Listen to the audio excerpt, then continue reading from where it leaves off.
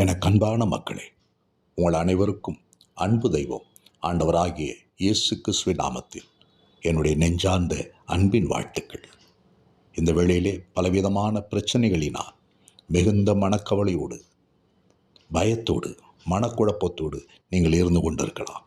உங்களுக்கு ஒரு நல்ல செய்தியை நான் கூற விரும்புகிறேன்.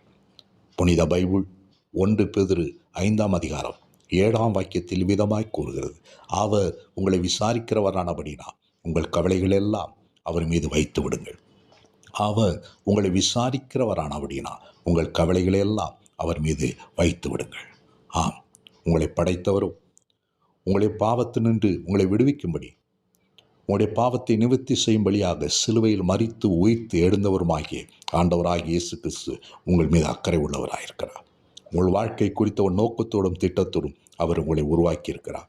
நீங்கள் இப்பொழுது என்ன சூழ்நிலையில் இருக்கிறீர்கள், உங்கள் மனநிலை என்ன, உங்களுடைய துயரங்கள் என்ன, எல்லாவற்றையும் அறிந்திருக்கிறார். உங்களுக்கு உதவி செய்ய அவர் ஆயத்தமானவராயிருக்கிறார். உங்களை விடுவிக்க, உங்களை ஆற்ற தேற்ற, உங்களை ஆசீர்வதிக்க அவர் ஆயத்தமுள்ளவராயிருக்கிறார். ஏனென்றால் அவர் உங்கள் மீது அக்கறை உள்ளவராயிருக்கிறார். எனவே தான் நீங்கள் கவலைப்பட வேண்டிய அவசியமில்லை. கவலை நம்மை பல தவறான சிந்தனைகளுக்கு கொண்டு செல்லும், பல தவறான முடிவுகளுக்கு வழி நடத்தும், பல பாவகரமான செயல்களை செய்ய தூண்டும். எனவே ஜாக்கிரதையாயிருங்கள்.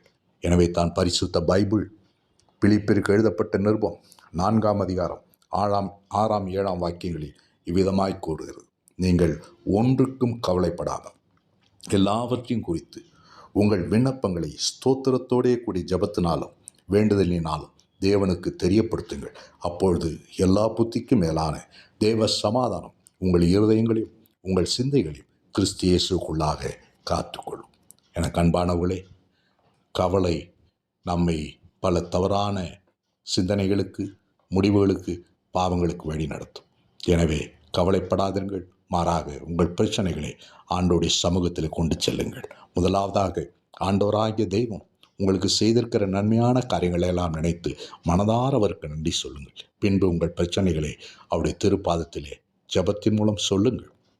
அப்பொழுது உங்கள் பயம் நீங்கும், மனக்குழப்பம் நீங்கும், உங்களுக்கு இருக்கிற எல்லா கவலைகளும் நீங்கும். மாறாக தெய்வீக சமாதானம் உங்கள் உள்ளத்தை நிரப்பும். கர்த்தருடைய மகிழ்ச்சி உங்களை ஆசீர்வதிக்கும். கவலைப்படாதீர்கள், கவலைக்கு இடம் கொடாதீர்கள். உங்களை விசாரிக்கிற ஒரு ஆண்டவர் இருக்கிறார். அவர் உங்கள் மீது அக்கறை உள்ளவராயிருக்கிறார். உங்களுக்கு உதவி செய்ய உண்மையுள்ளவராயிருக்கிறார். அவரை நோக்கி பாருங்கள், அவர் மீது நம்பிக்கை வையுங்கள், அவருக்கு பிரியமாய் நடங்கள். அவர் உங்களை ஆசீர்வதிப்பார். நன்றி, வணக்கம்.